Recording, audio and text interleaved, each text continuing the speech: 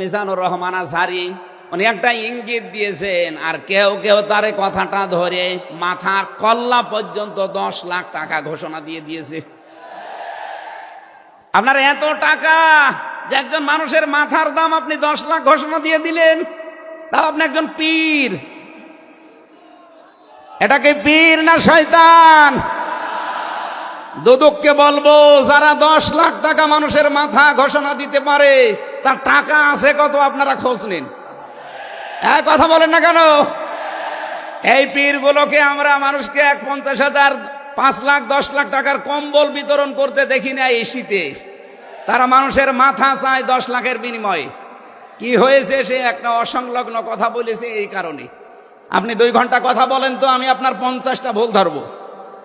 আমরা 1.5 ঘন্টা 2 ঘন্টা কথা বলে একটা স্লিপ অফ টান হলে সেইটা নিয়ে এই যে কেরামান কাতিবিন উনি একটা কি বলতেছে বলে ফেলেছে। আরে ভাই, আমাদের বয়সই কত? আমার বয়স এখন 33, মিজান ভাই আমার 5 বছরের বড় মাত্র। এসব মিলে নাই তার 38-40 বছর হবে। এখনো তো নবুয়তের বয়সে আমরা পাইনি। কথা বলে না কেন? নবীকে আল্লাহ 40 বছরের আগে নবুয়ত দেয়নি। আমরা তো সে বয়সে এখন মানে পার হতে পারিনি। 2-একটা কথা এদিকে ওদিকে হলে আপনারা মাথা 10 লাখ টাকা। মাথা কি এত ফ্রি? বলেন। কেউ কেউ অলরেডি আবার বলেছে এরা ধর্ম ব্যবসায়ী। এই কথা যেই লোকটা জানিয়েছে মিজানুর রহমান আজহারীর নাম নিয়ে যে এটা ধর্ম ব্যবসায়ী, আপনার ঈমান চলে গেছে। কারণ মিজানুর রহমান আজহারীর নামের আগে একজন আলেম লেখা আছে, আল উলামা ওয়ারাসাতুল আম্বিয়া, আলেমরা নবীর ওয়ারিস। এই কথা বলেন না কেন? অনেক বড় দায়িত্ব তার মাথার উপরে। নবী যে জানিয়েছেন আনা খাবাল খাতামান নাবিয়্যিন লা নাবিয়্যা বাদি, আমি শেষ নবী, আমার পরে কোনো নবী নেই। এ কথার ভেতর একটা ইঙ্গিত আছে, নবী শেষ, তারপরে নবী নেই। অথচ আদম নবী থেকে শুরু করে হযরত ঈসা নবী পর্যন্ত আমরা দেখেছি এক নবী শেষ হওয়ার পরে আর এক নবীর উপরে এ দায়িত্ব এসে পড়তো।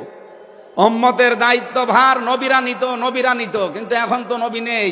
যেহেতু ওনার ঘোষণা আমার পরে আর কোনো নবী নেই, আমি শেষ নবী, এই হিসাবে নবীজি জানিয়েছেন আল উলামা ওয়ারাসাতুল আম্বিয়া, আমি থাকবো না কিন্তু আলেম থাকবে, এরাই আমার ওয়ারিস, এরাই আমার স্থলাভিষিক্ত। নবীর উপরে কথা বললে যেমন আমল আখলাক আল্লাহ নষ্ট করে দেয়, আলেমদের বিরুদ্ধে, আলেমদের উপরে কারো যদি কথা যায় তার পেছনের আল্লাহ সব নষ্ট করে দেবে। অহম লা ইয়াশউরুন, কখন যে নষ্ট হয়ে যাবে আপনি টেরও পাবেন না। এই জন্যে সীমা লঙ্ঘন করা যাবে না। কথা এবং আচরণে আপনারা সাবধান থাকবেন। যারা এই সীমা লঙ্ঘনগুলো করছেন, কাদের ইঙ্গিতে করছেন আমরা কিন্তু জানি। মাঝে মাঝে দাদারা এসে আপনাদের কান পড়া দিয়ে যায়, আর আপনারা তখন উল্টা পাল্টা কথা বলতে থাকেন। কেউ না জানলে দেশের আলেমরা কিন্তু আগেই টের পায়। কারণ এরা তাহাজ্জুদের নামাজের সেজদায় আমার আল্লাহর সাথে কথা বলে। কথা বলেন না কেন?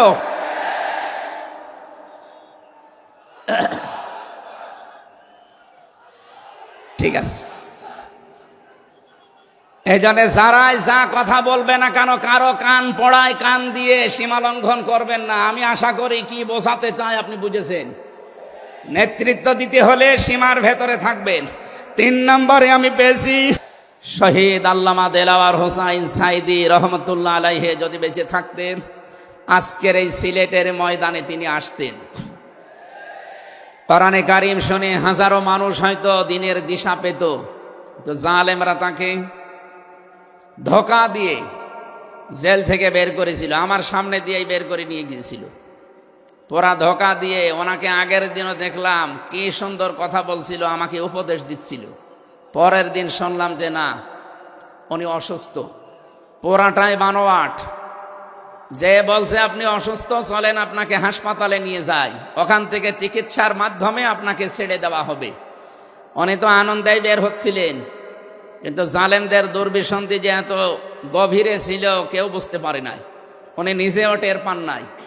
এই জন্যে প্রিজন ভ্যান থেকে নামার সময় আমরা দেখেছি একটা তৃপ্তির হাসি দিচ্ছিলেন। বলা হচ্ছে ওনার হার্টে অসুস্থ ছিল, হার্টের রোগ ছিল। এই কারণে মানুষের হার্টে অসুস্থ হলে ওইভাবে মানুষ হাসতে পারে? বলেন। কারারক্ষী যারা সামনে ছিল তাদেরকে লম্বা করে সালাম দিয়েছিলেন, জিজ্ঞাসা করেছিলেন আপনারা কেমন আছেন। একজন হার্টের রোগী অসুস্থ মানুষ এই কথাগুলো বলতে পারে না, তার মানে এখন পোড়াটা পরিষ্কার, তাকে হত্যা করা হয়েছে। নবীজির কথা, দেওয়াল চাপা পড়ে মরলে যদি শহীদ হয়, সাপে কেটে মরলে যদি শহীদ হয়, নদীতে ডুবে মরলে যদি শহীদ হয়, গাছের নিচে পড়ে যদি মরে শহীদ হয়, অ্যাক্সিডেন্টে মরলে যদি শহীদ হয়, যাকে অন্যায়ভাবে মেরে ফেলা হয়েছে অবশ্যই তিনি শহীদ। আল্লাহ রাব্বুল আলামিন তার গোলামের 50টা বছরের কোরআনের খেদমত যেন কবুল করেন, জান্নাতের সুউচ্চ মাকাম নসিব করেন, বলেন আমিন। আজকে তার সন্তানও আসবে, কলিজার টুকরা সন্তান আলহাজ শামীম বিন সাইদি অলরেডি চলে এসেছে। ও গতকাল শেষ হয়ে গেছে। আমাকে সিলেট পর্যন্ত আনার পেছনে আপনাদের যে সমস্ত মানুষগুলো ভূমিকা পালন করেছে, আমার শ্রদ্ধাভাজন উস্তাজ, ইসলামিক চিন্তাবিদ, শিক্ষাবিদ আলহাজ মাওলানা আব্দুস সালাম আল মাদানী, আতালাল্লাহু উমরাহু ওয়া বারাকাল্লাহু ফি হায়াতি, সকলে বলেন আমিন। আমরা যে কথা বলতে চাই, কোরআন আমরা শুনতে এসেছি, আমরা মানুষ। ওয়ালাকাদ কাররামনা বানি আদম, আমি বনি আদমকে সম্মানিত করেছি। অথচ এই সম্মানিত সৃষ্টির অসম্মান করার জন্য এই 15.5 বছরে অনেকেই সিনিমিনি খেলছিল। আল্লাহ তাদের সমস্ত কাজকে নস্যাৎ করে দিয়েছেন।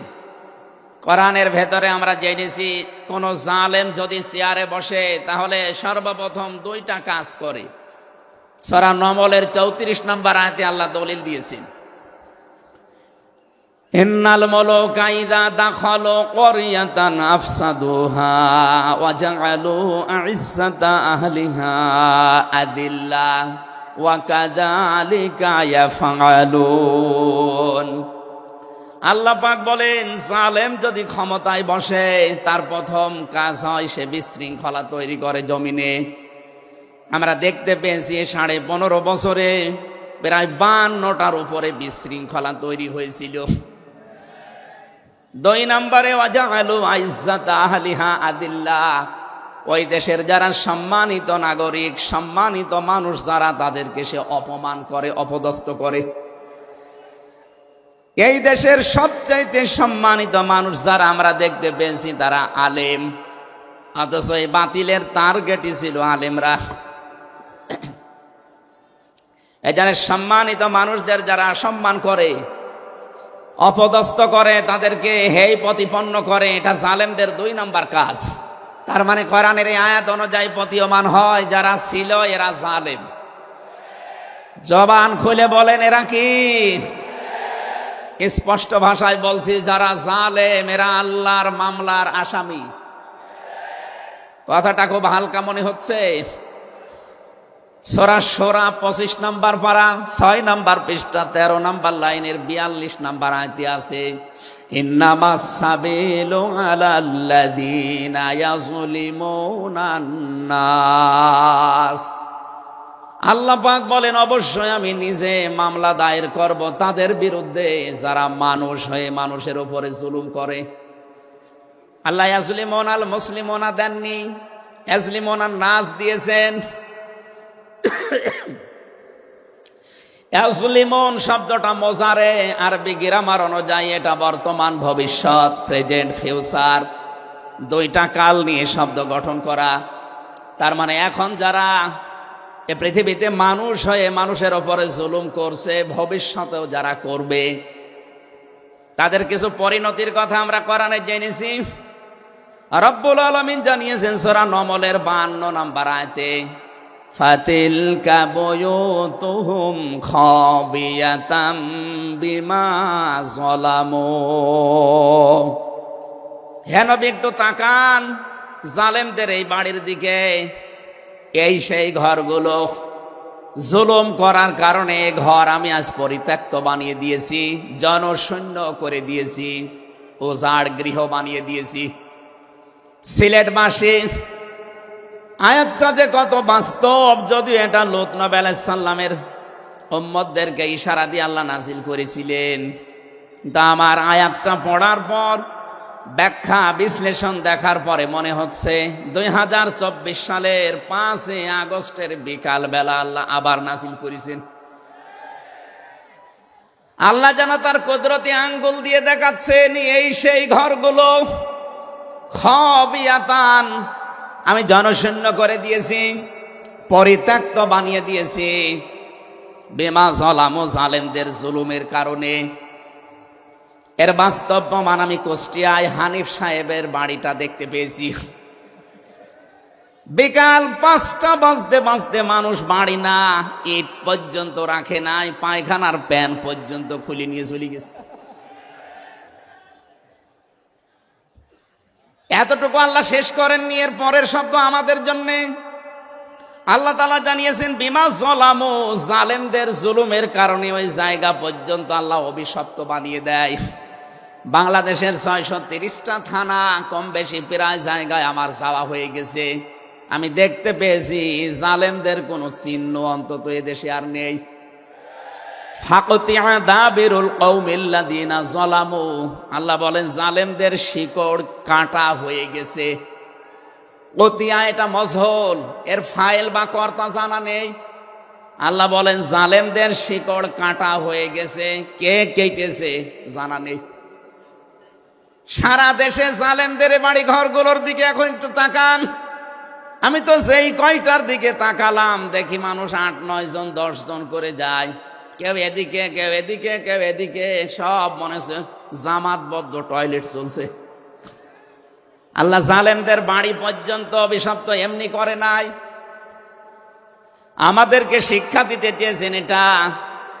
এদের এত বড় শিকড় যদি সমূলে আমি উপড়িয়ে ফেলতে পারি, ইন্না ফি যালিকা লাআয়াতাল লিকাউমিন ইয়ালামুন। এখানে লামে তাকিদ আছে, এখানে কত আলেম বসে আছে, শব্দ শুরুই করেছেন আল্লাহ ইন্না দিয়ে, মাঝখানে লামে তাকিদ দিয়েছেন। আল্লাহ পাক বলেন অবশ্যই এর ভেতরে শিক্ষা আছে। কাদের জন্য? যারা জ্ঞানী সম্প্রদায়। সুতরাং এটা যেহেতু রেকর্ড হয়, সারা বাংলাদেশে কালকে ছড়াবে।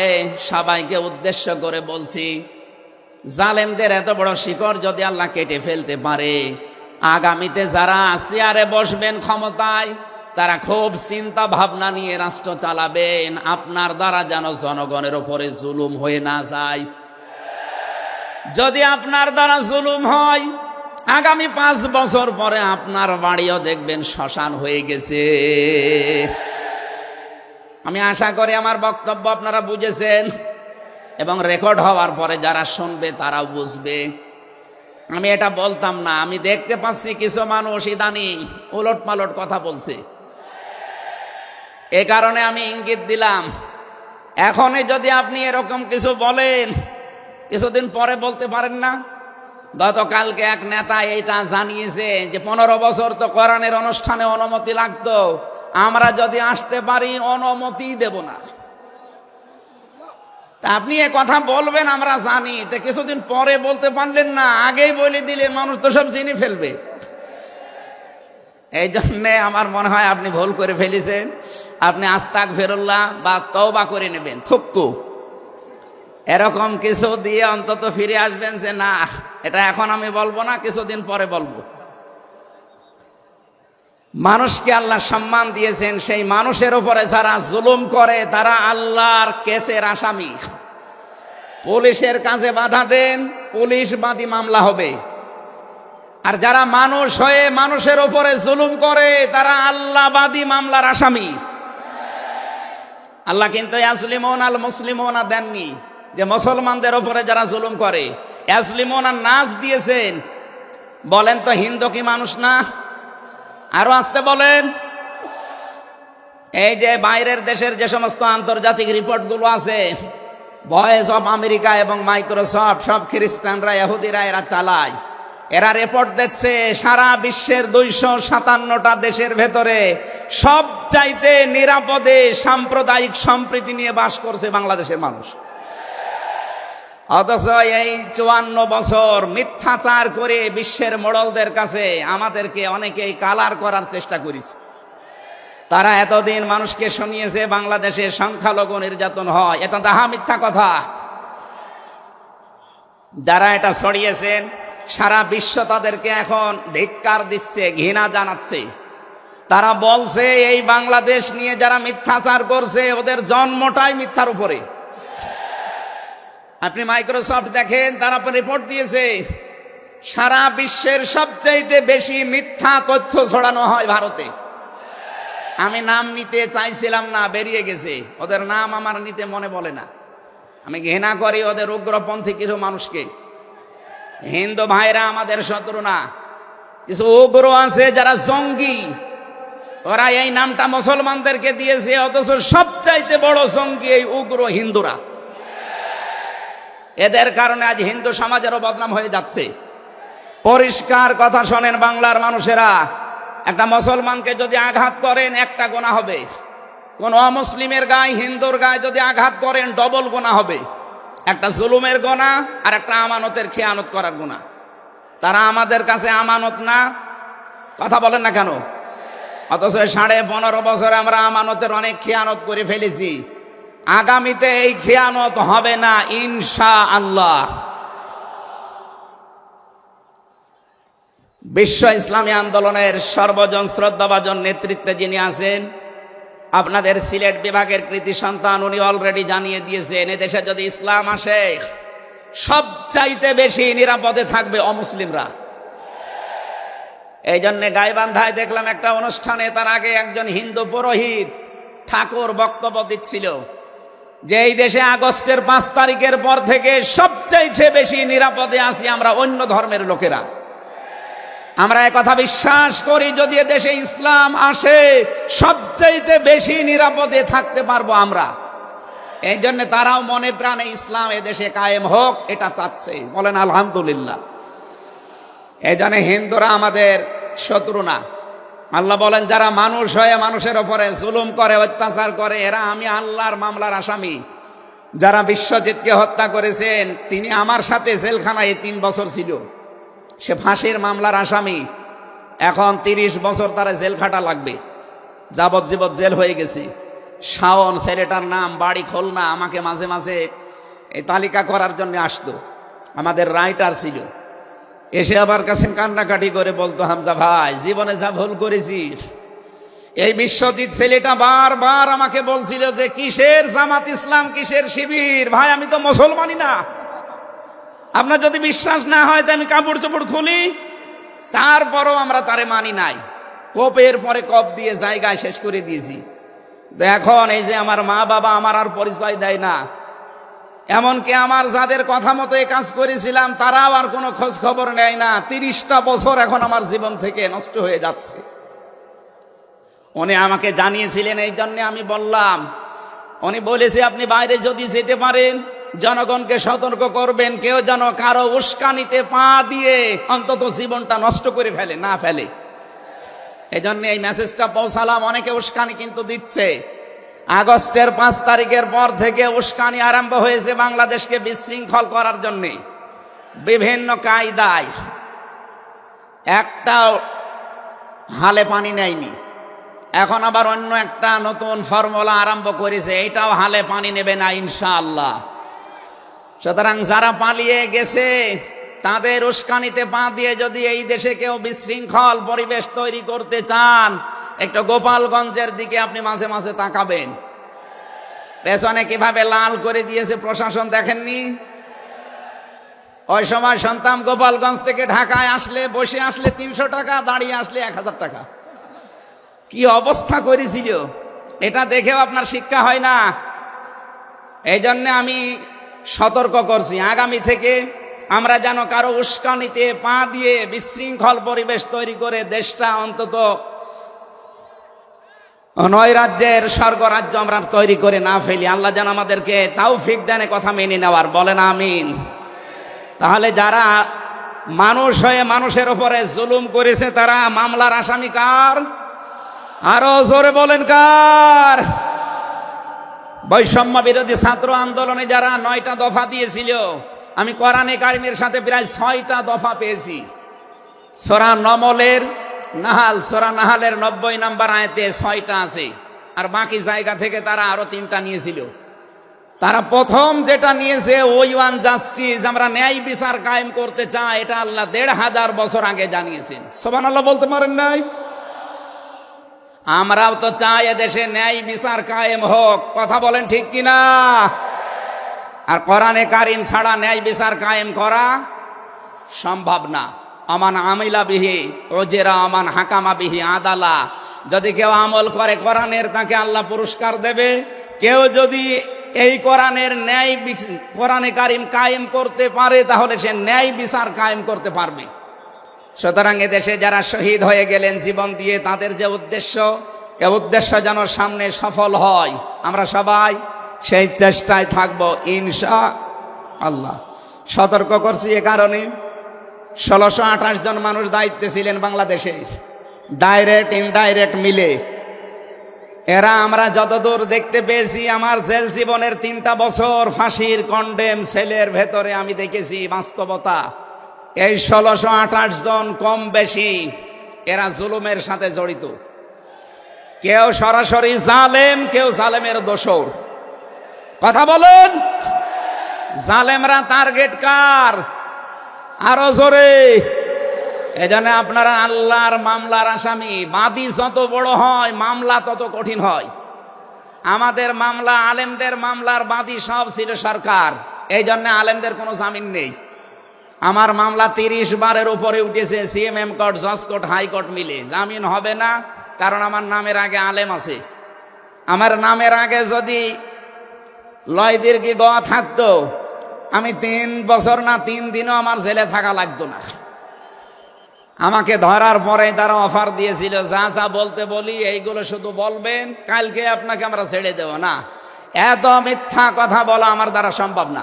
বলে তাহলে যান, এই যে দিয়ে দিল, ন্যায় বিচার কায়েম হচ্ছে দেশে, এই কথা তারা মানুষকে শোনাতো।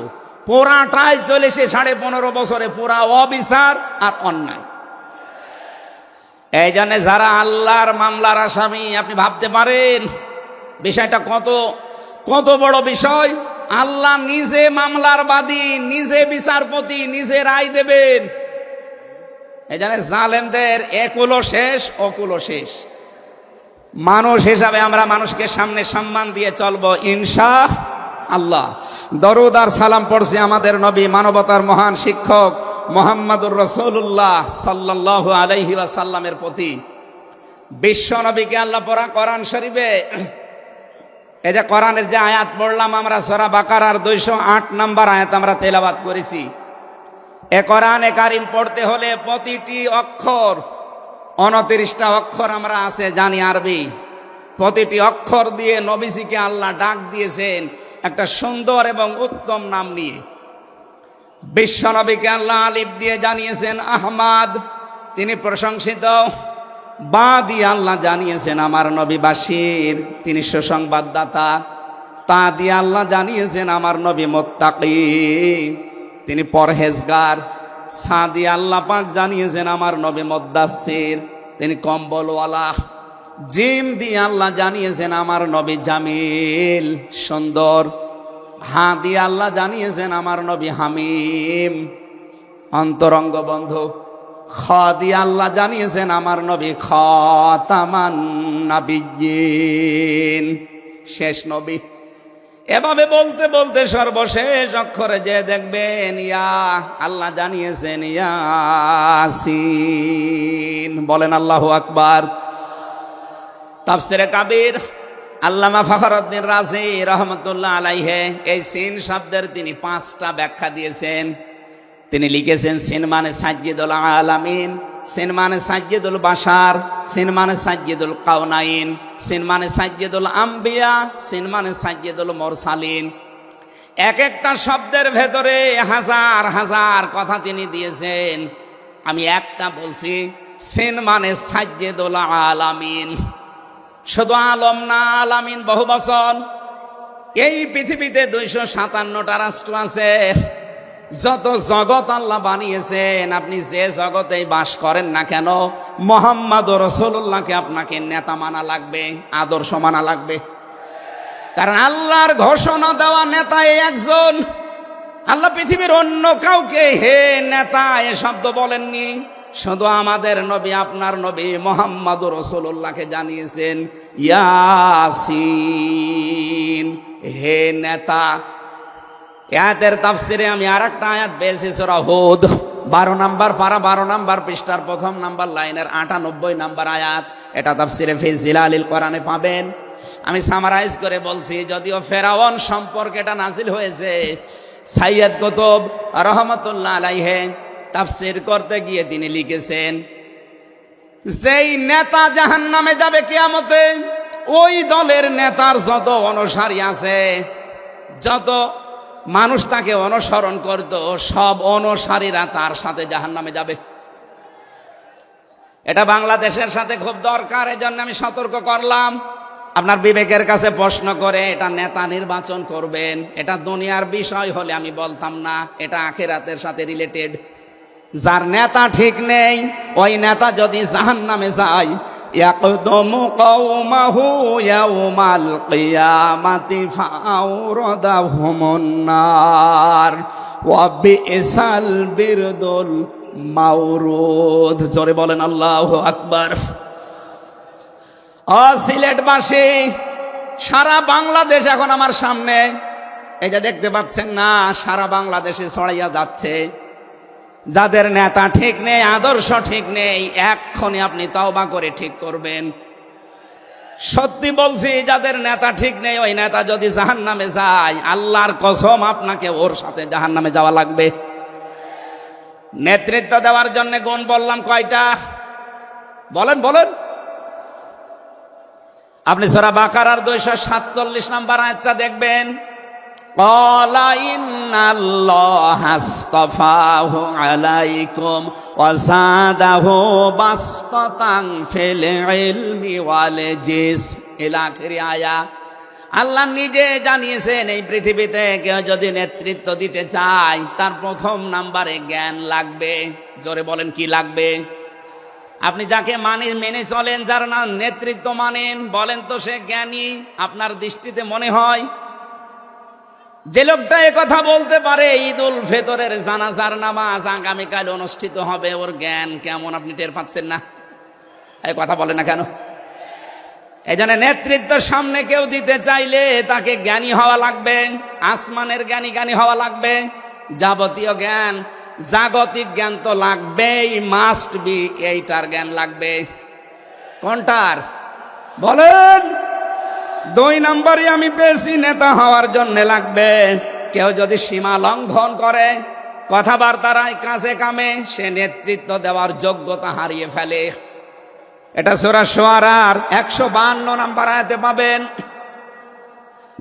বাংলাদেশে আমরা এই কয়েকদিন ধরে দেখতে পাচ্ছি, ডক্টর মিজানুর রহমান আজহারি উনি একটা ইঙ্গিত দিয়েছেন, আর কেউ কেউ তার কথাটা ধরে মাথার কল্লা পর্যন্ত 10 লাখ টাকা ঘোষণা দিয়ে দিয়েছে।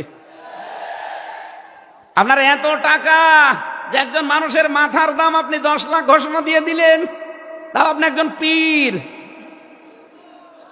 এটাকে পীর না শয়তান? দুদককে বলবো, যারা 10 লাখ টাকা মানুষের মাথা ঘোষণা দিতে পারে, তার টাকা আছে কত আপনারা খোঁজ নিন। কথা বলেন না কেন? এই পীরগুলোকে আমরা মানুষকে 50,000, 5 লাখ, 10 লাখ টাকার কম্বল বিতরণ করতে দেখি না এই শীতে। তারা মানুষের মাথা চায় 10 লাখের বিনিময়ে। কি হয়েছে? সে একটা অসংলগ্ন কথা বলেছে, এই কারণে। আপনি 2 ঘন্টা কথা বলেন তো, আমি আপনার 50টা ভুল ধরবো। আমরা 1.5 ঘন্টা 2 ঘন্টা কথা বলে একটা স্লিপ অফ টান হলে সেইটা নিয়ে এই যে কেরামান কাতিবিন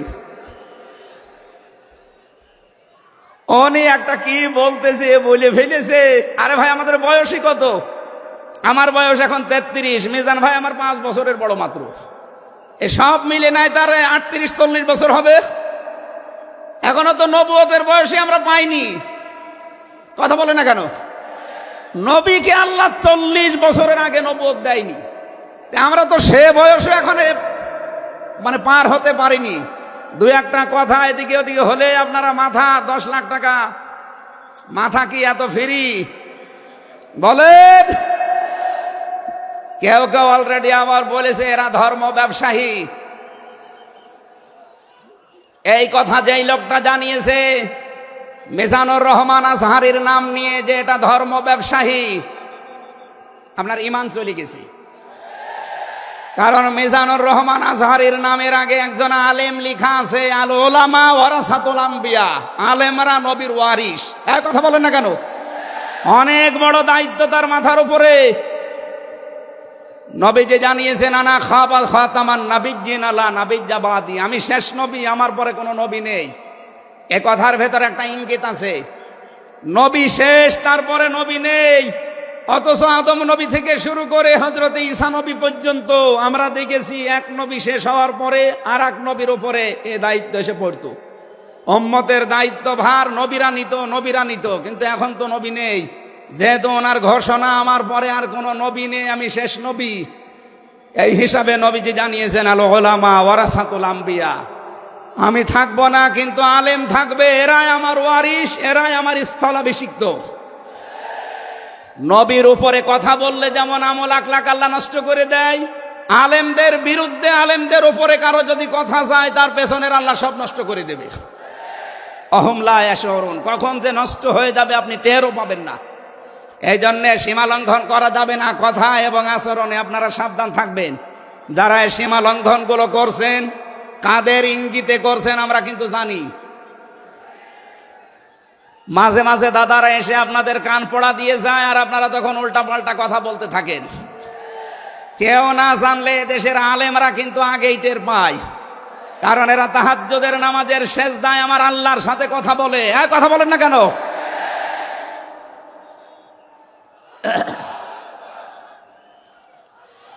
ঠিক আছে, এই জন্য যারাই যা কথা বলবে না কেন, কারো কান পড়ায় কান দিয়ে সীমা লঙ্ঘন করবেন না। আমি আশা করি কি বোঝাতে চাই আপনি বুঝেছেন। নেতৃত্ব দিতে হলে সীমার ভেতরে থাকবেন। 3 নম্বরে আমি পেয়েছি সূরা কাহফের 28 নম্বর আয়াতে যে গাফেল হওয়া যাবে না যারা নেতা হবে।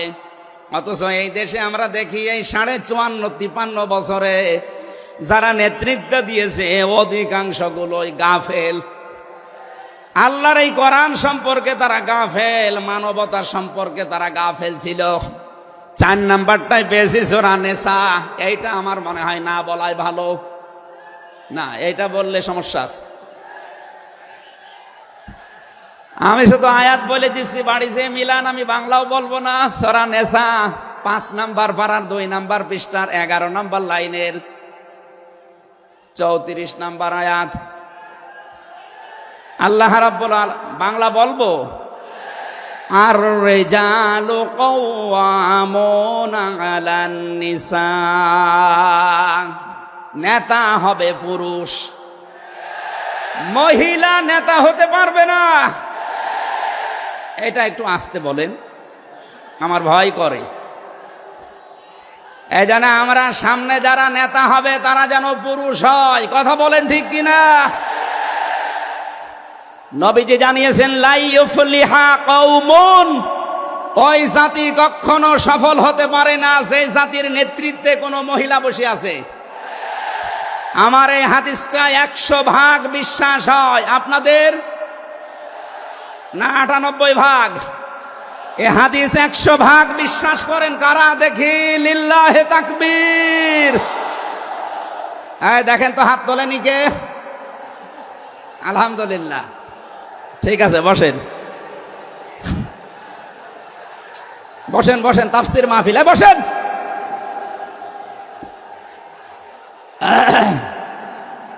এটা যদি আমরা মেনে নিতে না পারি, এই 54 বছরে আমরা যেখানে ছিলাম আরো পেছিয়ে যাওয়া লাগবে।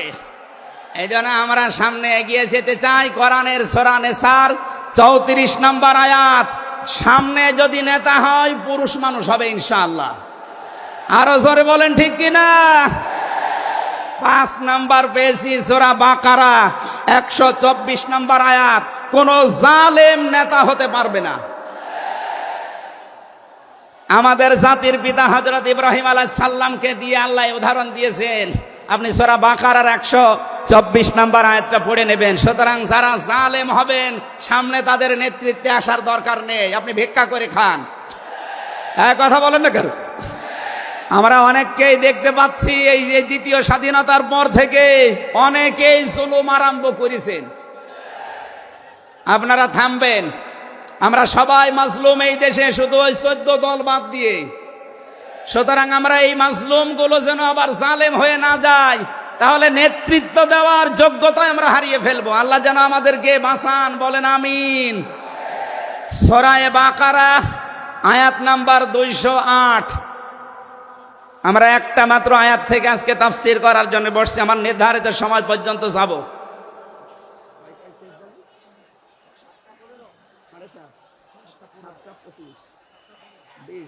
ঠিক আছে, জবান খুলে দিয়ে আগে পড়ে না। আউযু বিল্লাহি মিনাশ শাইতানির রাজিম। বিসমিল্লাহির রহমানির রহিম। ইয়া আইয়ুহাল্লাযীনা আমানু দুখুলু ফিস সিলমি কাফা। এ পর্যন্ত থাক। যেহেতু ডক্টর মিজানুর রহমান আজহারি আর 20-25 মিনিট পরে চলে আসবে, এই জন্য আমরা এ পর্যন্ত থাক। 3 ভাগের 1 ভাগ আমরা পড়লাম।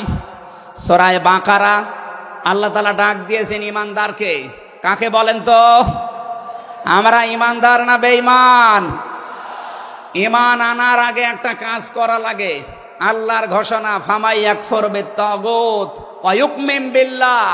কেউ যদি ঈমান আনতে চায় তার প্রথম কাজ হবে সে যেন তাগুত ছেড়ে দেয়। এদিকে কি মানুষের চাপে,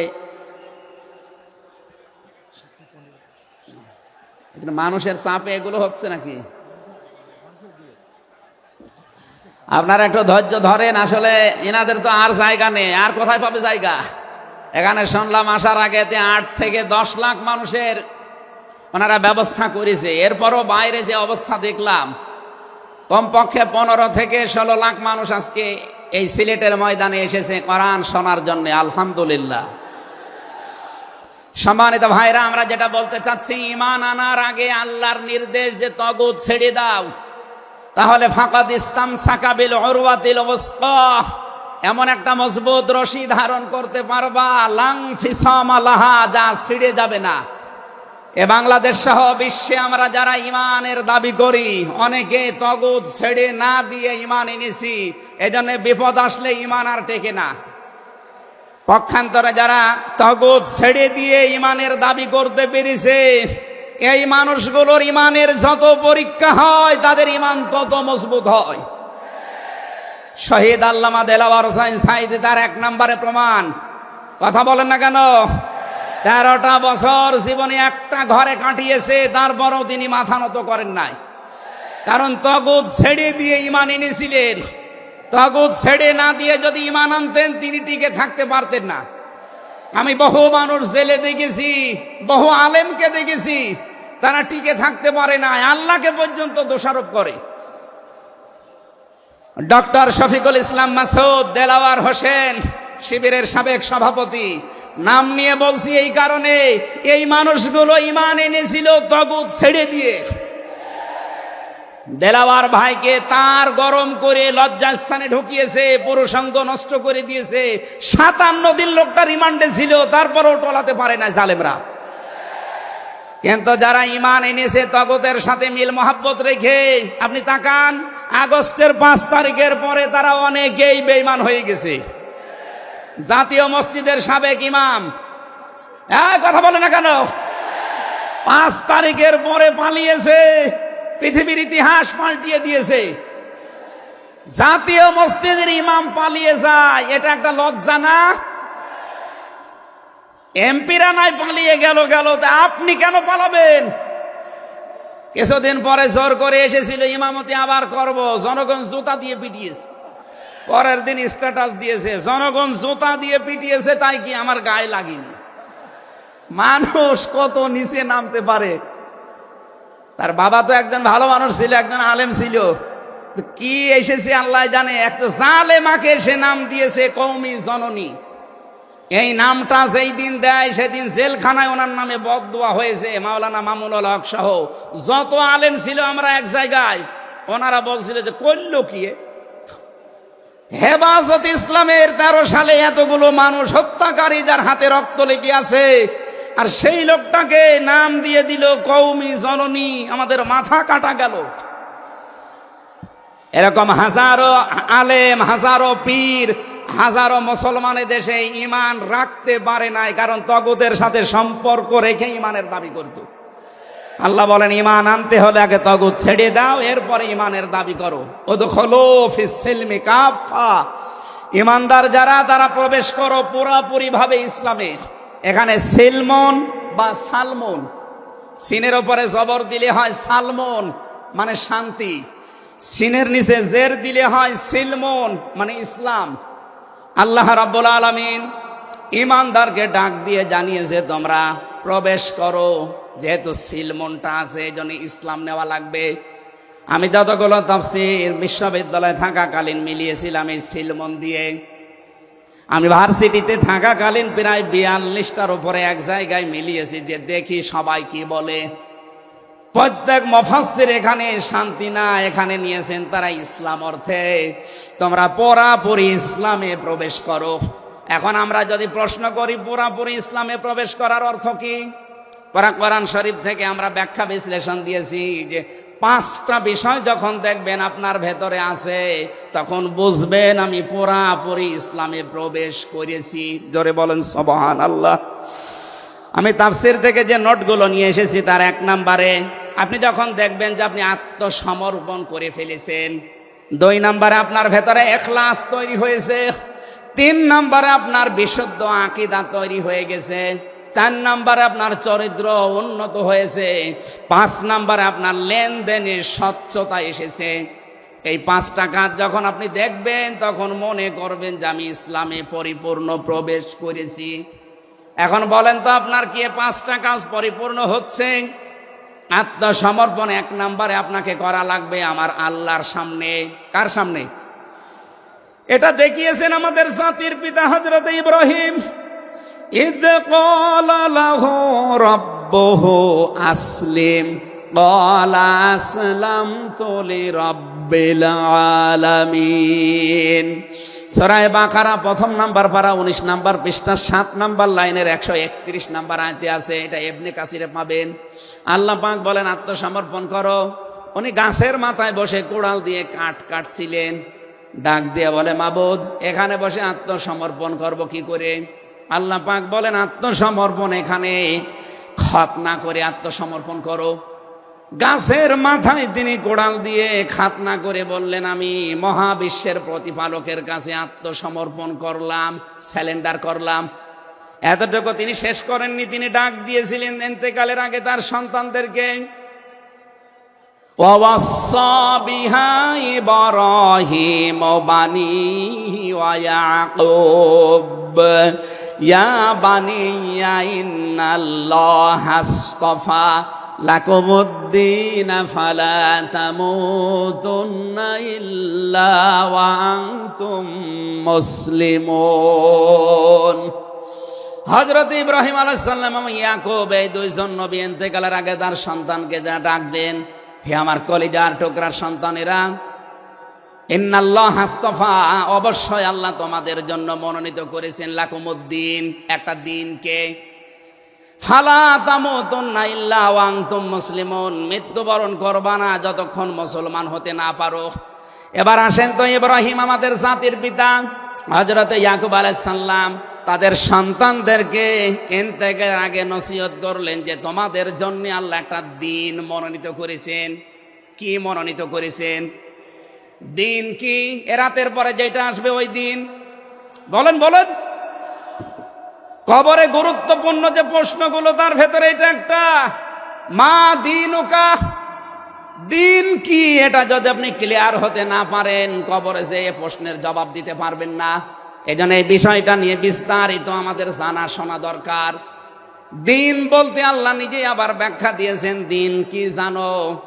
ইব্রাহিম নবী যেটা, ইয়াকুব নবী যেটা তার সন্তানদেরকে বারবার ওসিয়ত করছিল ইন্তেকালের আগে, আল্লাহ তোমাদের জন্য একটা দিনকে মনোনীত করেছেন, সেই দিন হচ্ছে ইসলাম। জোরে বলেন সুবহানাল্লাহ। ইন্নাদ-দীনা ইনদাল্লাহিল ইসলাম। অবশ্যই আমি আল্লাহর কাছে মনোনীত একটাই দিন আছে, তার নাম, আরো জোরে বলেন। এখন পৃথিবীতে প্রায় 4,500-এর উপরে ধর্ম আছে, দিন আছে। 4,500 ধর্মের কোন দিনের উপরে, ধর্মের উপরে আমার আল্লাহ রাজি নেই, খুশি নেই, তিনি পছন্দ করেন না। একটাই মাত্র দিনকে তিনি মনোনীত করেছেন, পছন্দ করেন, তার নাম ইসলাম। ওয়ামাই ইয়াবতাগি গায়রাল ইসলামি দীনান ফালা ইউকবালা মিন ওয়া হুয়া ফিল আখিরাতি মিনাল খাসিরিন। সূরা আলে ইমরান 3 নম্বর পারা 20 নম্বর পৃষ্ঠা 4 নম্বর লাইনের 85 নম্বর আয়াতে আছে, এ পৃথিবীতে কেউ যদি ইসলাম বাদ দিয়ে অন্য কোন নিয়ম নীতি, অন্য কোন দিন অনুসরণ করে, ফালাই ইউকবালা মিন, জীবনে আর কোনো কিছু আল্লাহর দরবারে কবুল হচ্ছে না, হবে না। ইউকবালা এটা মোজারে, বর্তমান, ভবিষ্যৎ, প্রেজেন্ট, ফিউচার। এর আগে লান এসেছে, মজারের আগে লান আসলে আরবিতে বাংলা অর্থ দাঁড়ায় জীবনেও হবে না, কোশ্চিন কালো সম্ভব না। আল্লাহ যদি গ্যারান্টি দিয়ে বলে ইসলাম বাদে অন্য কোন নিয়ম নীতি দিয়ে অন্য কোন ধর্ম পালন করলে আমি আল্লাহ রাজি হব না, কেউ রাজি করাতে পারবে? এতটুকু আল্লাহ শেষ করেননি, পরেরটা আরো কঠিন। অহুয়া ফিল আখিরাতি মিনাল খাসিরিন। আল্লাহ পাক বলেন ওই লোকটা সবচাইতে বড় ক্ষতিগ্রস্ত হবে আখিরাতে। বলেন নাউজুবিল্লাহ। সিলেটবাসী আমাদের জীবন এদিকে ওদিকে করে হয়তো কেটে যাবে, কিন্তু মরণের পর আমরা যদি ক্ষতিগ্রস্ত হয়ে যাই, এই আসল জীবনই যদি আমাদের নষ্ট হয়ে যায়, তাহলে আমরা এই ভুল পথে থেকে আমাদের জীবনটা নষ্ট করব কোন কারণে? যত নিয়ম নীতি আছে আজকে থেকে সব মাইনাস করবেন, সব বাদ দিয়ে দেবেন। ইসলাম বাদ দিয়ে কোন নিয়ম নীতি দিয়ে আল্লাহকে রাজি করানো যাবে? তাহলে ইসলাম বাদ দিয়ে বিয়ে শাদী হবে? বলেন বলেন। ইসলাম বাদ দিয়ে পরিবার নীতি হবে? ইসলাম বাদ দিয়ে রাজনীতি হবে? এটা হতে পারে। হ্যাঁ, কিছু মানুষ এখন কথাই আরম্ভ করেছে যে উঠলে আপনি রাজনীতির কথা বলেন। আরে ভাই, রাজনীতি যদি কোরআনে না থাকতো আমি ওই আয়াতটাই পড়তাম না। এর ভেতরে নামাজের কথা মাত্র 82 জায়গায় আছে। কয় জায়গায়? বলেন বলেন। রোজা রাখা ফরজ মাত্র 1 জায়গায় আছে। হজ করা ফরজ মাত্র 1 জায়গায় আছে। আর রাজনীতি কোরআন দিয়ে করা লাগবে এটা 903 জায়গায় আছে। সুবহানাল্লাহ বলতে পারেন না? কোরআন শরীফ আমি যতটুকু পড়েছি আমার এতটুকু আয়ত্ত হয়েছে। নামাজের চাইতে, হজের চাইতে, যাকাতের চাইতে সব চাইতে বেশি আলোচনা দিয়েছেন আল্লাহ রাজনৈতিক বিষয়ে। তো সেইটা যদি আমি বলতে না পারে, আমি কি রামায়ণ থেকে, গীতা থেকে আপনাদের আলোচনা শোনাবো? এজন্য সাফ কথা, দিন ইসলাম, ইসলাম বাদ দিয়ে অন্য কোনো নিয়ম নীতি মানা যাবে না। আমি সেদিন যশোরে এক কলেজের অধ্যাপককে, বিসিএস ক্যাডার উনি, ওনাকে বলেছিলাম আপনাকে জোর করি না স্যার, আপনি শুধু আমার ধর্মীয় গ্রন্থ এই কোরআনে কারিম একটু বুঝে বুঝে পড়েন। 3 মাস সময় দিলাম আপনাকে। 3 মাস পরে, যেহেতু জ্ঞানী মানুষ, 3 মাসের পরে দেখি মুসলমান হয়ে গেছে। এজন্য অন্য ধর্মের যারা আছেন, রেকর্ড হচ্ছে, আপনাদেরকে আমরা জোর করব না। আমাদের ধর্মে জোর নেই, লা ইকরাহা ফিদ্দিন। আমাদের ধর্মে জোর আছে, জবরদস্তি নেই, জোর নেই। এই জন্যই তো 850 বছর এই এলাকা মুসলমানরা শাসন করেছে, একটাও মন্দির ভাঙে নাই। অথচ আমরা আমাদের প্রতিবেশী রাষ্ট্রে দেখতে পাচ্ছি এরা অনেকগুলো মসজিদ অলরেডি ভেঙে দিয়েছে, ধোয়া ধোয়া তুলে। ওরা বলছে 500 বছর আগে এখানে নাকি মন্দির ছিল। বিশ্বের মানুষেরা দেখি মাটির নিচে তেল পায়, গ্যাস পায়, আরে শয়তানরা শুধু মাটির নিচে মন্দির পায়। আপনাদের পূর্বপুরুষেরা আল্লাহর ঘর ভাঙতে এসে কাঁচ ফিম মাকুল হয়ে গেছে। আমরা দেখতে পাচ্ছি আগামীতে আল্লাহর ঘর মসজিদগুলো ভেঙে দেওয়ার কারণে আল্লাহ নিজে কিন্তু প্রতিশোধ নেবে। কাসফিম মাকুল আপনাদেরও বানিয়ে দেবে ইনশাআল্লাহ। এজন্য প্রতিবেশী হিসাবে সতর্ক করলাম, যদি ভালো লাগে মেনে নিন, ভালো না লাগলে নিজের পায়ে নিজে কোড়াল লাগান।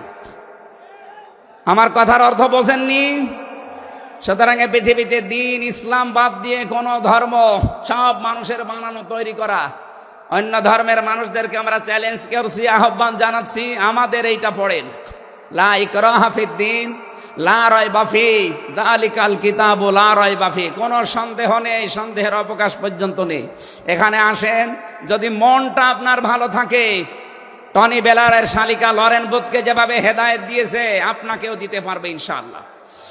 সে আহ্বান রেখে, এখনো যেহেতু 4টা অর্থ ছিল, আপনি যে ইসলামে প্রবেশ করেছেন তার দ্বিতীয় অর্থ আপনি দেখবেন যে আপনার ভেতরে ইখলাস আছে কিনা। আপনি কি লোক দেখানো কাজ করেন না আল্লাহর জন্য করেন, এইটা দেখবেন।